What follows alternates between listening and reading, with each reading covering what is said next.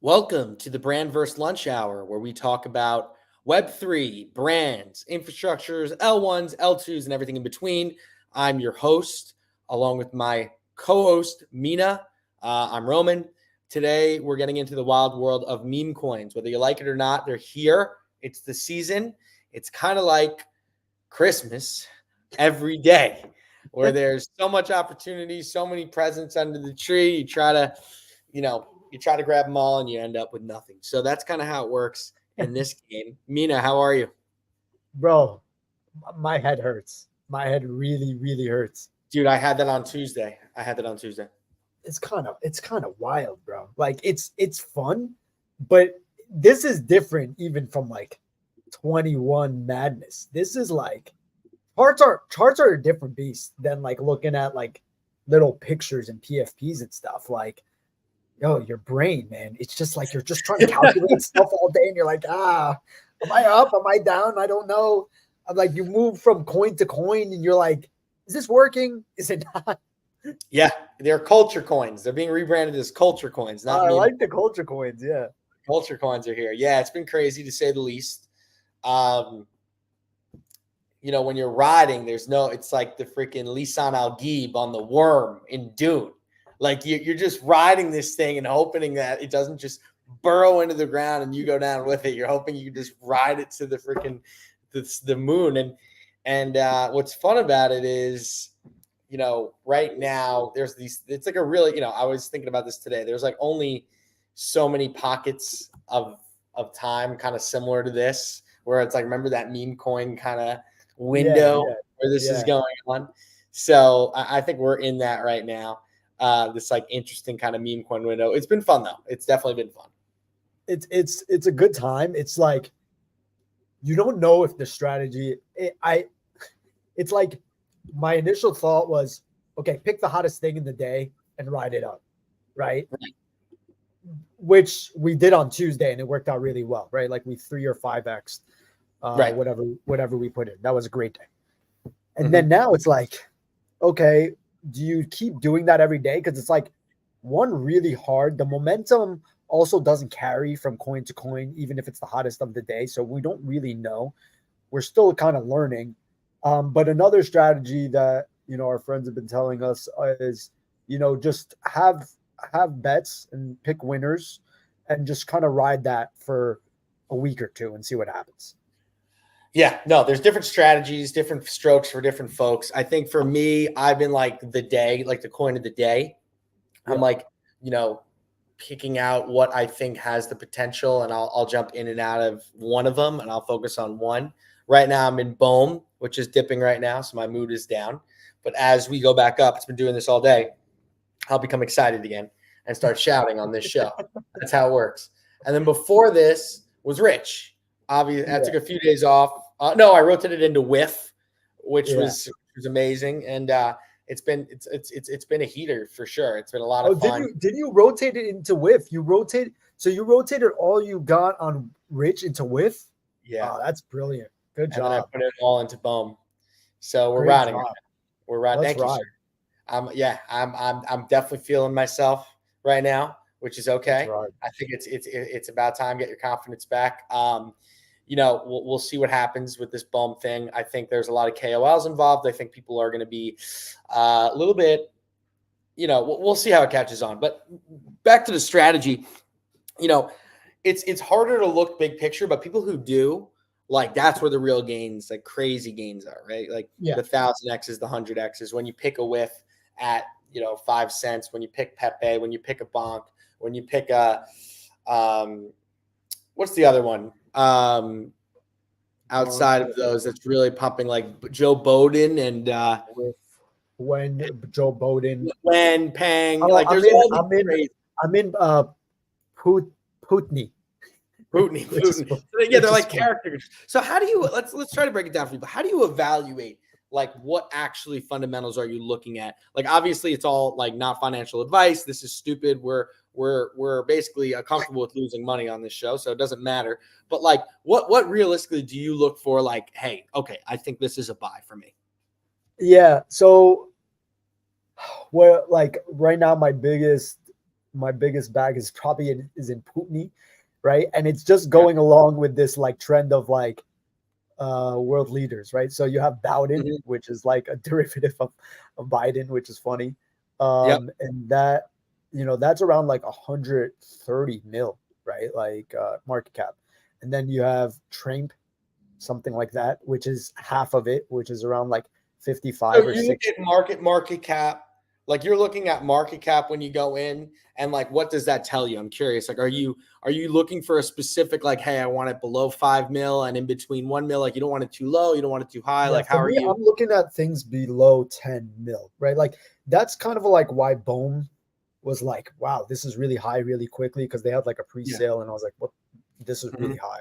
And I'm like, because you also like, I'm thinking like, how does it become the next whiff, right? Like, if it starts at 100 mil, right? Like, is there going to be enough momentum, build up, all that stuff to like really accumulate and get to that number? You could look at it and say there's a head start, or you can look at it and say like, hey, is there enough of a community already built around it? So my point is like, I look at it something that feels more organic around under 10 mil, and then what happens from there, you know? And then, the other thing I look at, by the way, and again, we don't know what happens with Nick and Rich, which is the thing we were talking about really early on Tuesday.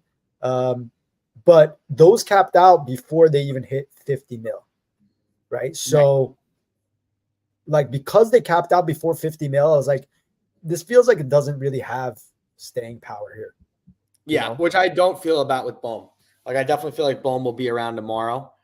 Whereas like, because it's kind of its own meme, and they have like, it's like kind of like an interesting pre-sale story. But I guess for me, like I started like understand, like I this is similar to what I did with like meme stocks, where it's like, you look, if you're part of the culture, then you have an understanding of like where the attention economy is kind of positioned and what has potential to hit. And you're kind of placing bets on being like, okay, this is something that has all the attributes that I'd like to see in almost like virality. You're kind of quantifying virality.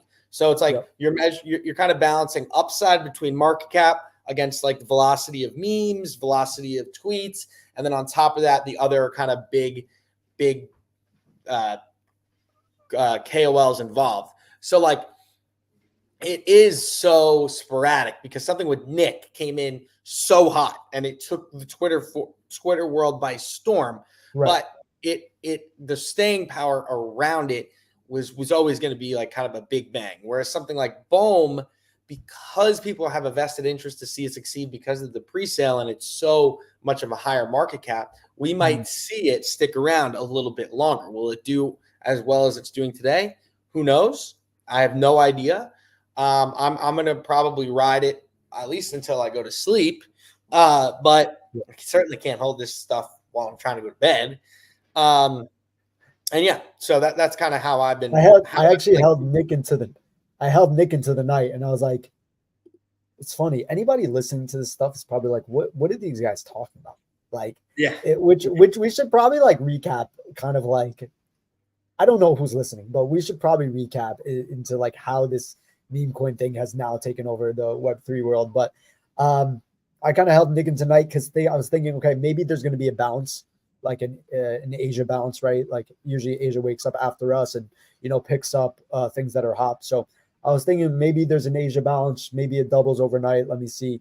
It was stayed around the same. So I just woke up, kind of sold it, and you know, went into something else. But yeah, it's luckily for Nick, it didn't go down that terribly.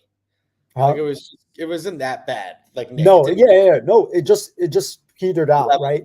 Yeah. So one thing that I think me and you are gonna learn pretty soon is like, how does a project pick up again after it peters out?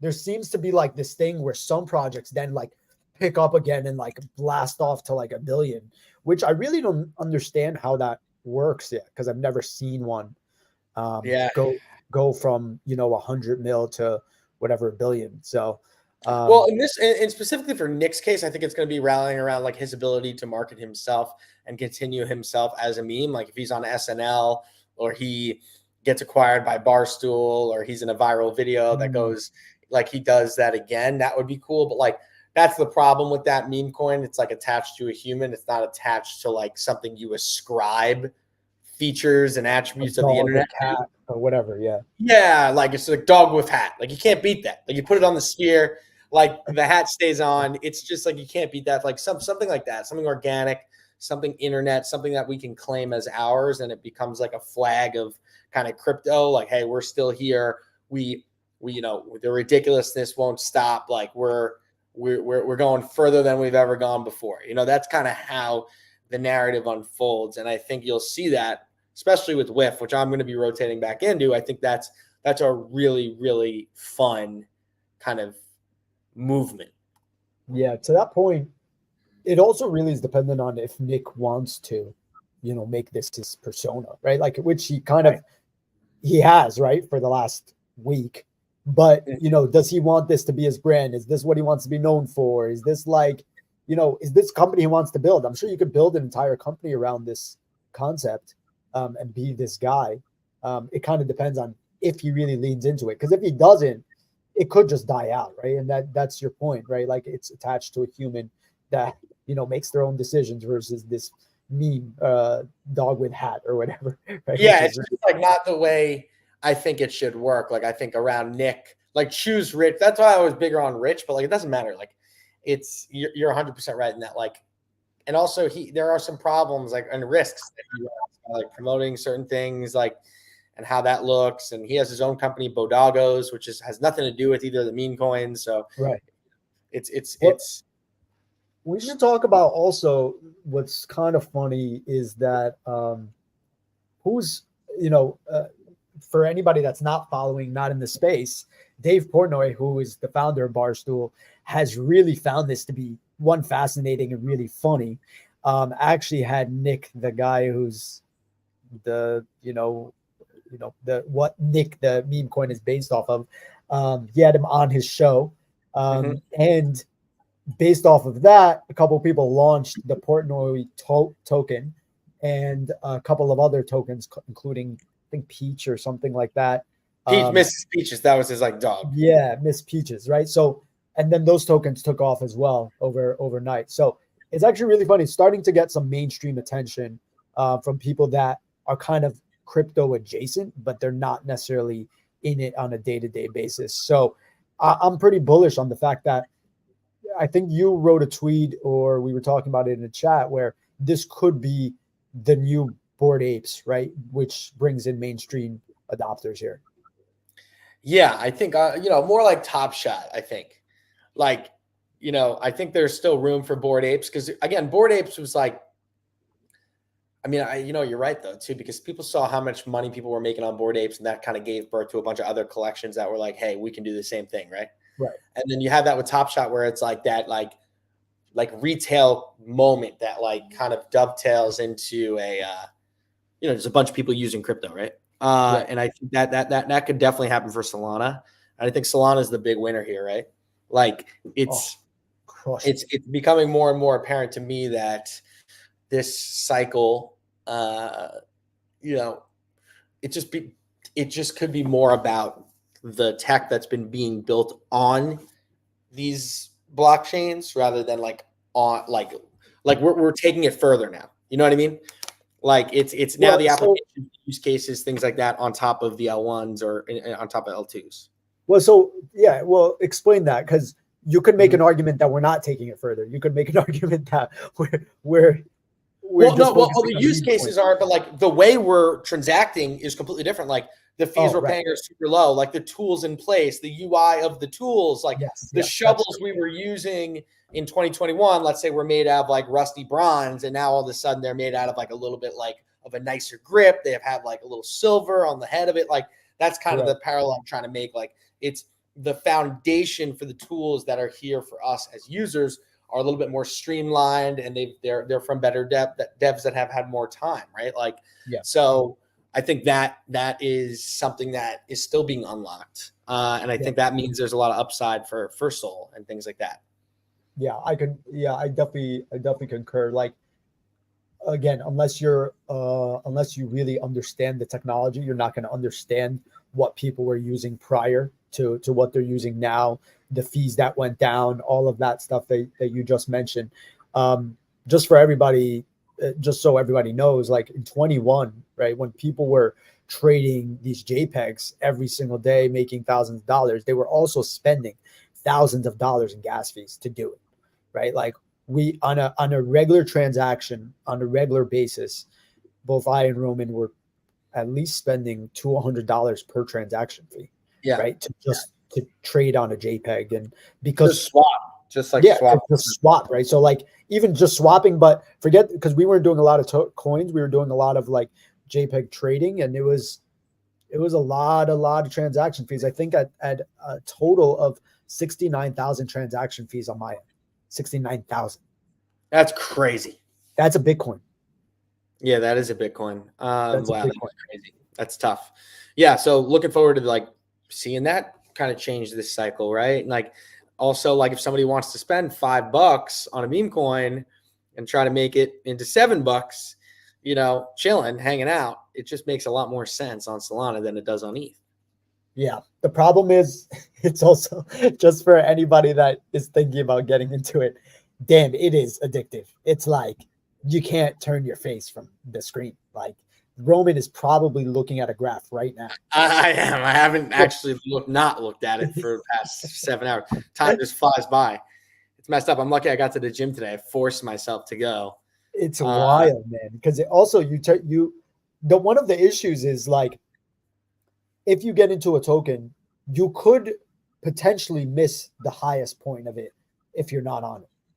Right? Like that for me, it's more about like you want to get out just in case it starts going lower. You know what I mean? Like it's one of those things where it's like you kind of are, you know, yeah, I don't know how to explain it really. You're like babysitting almost. Yeah. You can't like let the money out of your sight. I mean, it depends, obviously, you know, your strategy. But for us, it's a little bit more of like more akin to gambling than anything else. So it's pretty crazy. It's fun though. I mean, I haven't had fun like this in a long time on crypto. It's a good time. It's a good time. Yeah. It's some of the most fun I've had in years, you know, some of the most fun, especially this week. I mean, this week it's just well, because we weren't really bullish on this prior to this week, right? I think because we hadn't found something that like had just started and we were excited about it, whatever. We kind of caught the tail end on really anything anybody was talking about. Yeah, I mean, there was like the ordinals kind of hype, and that like kind of moved over to meme coins, and we kind of like came to meme coins like a day before everyone else did, I guess, or maybe the same day everyone else did.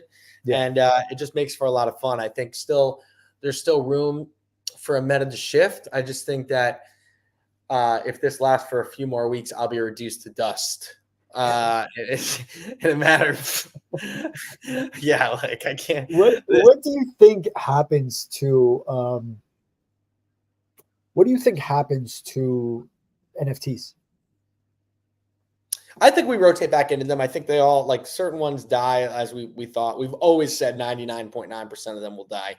Yeah. I think a new generation of NFTs will live on Base. It'll live on Solana. It'll live on all these different L2s. They'll each have their own like torchbearer collection of the early adopters who are the most profitable. I definitely think art and provenance really makes sense on Ethereum, on Bitcoin. I don't know if it rotates back in NFTs the same way it did, but also it's very hard for me to see that happening on Ethereum. We'll see. Yeah, I don't like the Ethereum chain is tough, and I don't necessarily know if people are going to go trade on L2s for NFTs. I mean, I think they'll trade wherever the people are making money.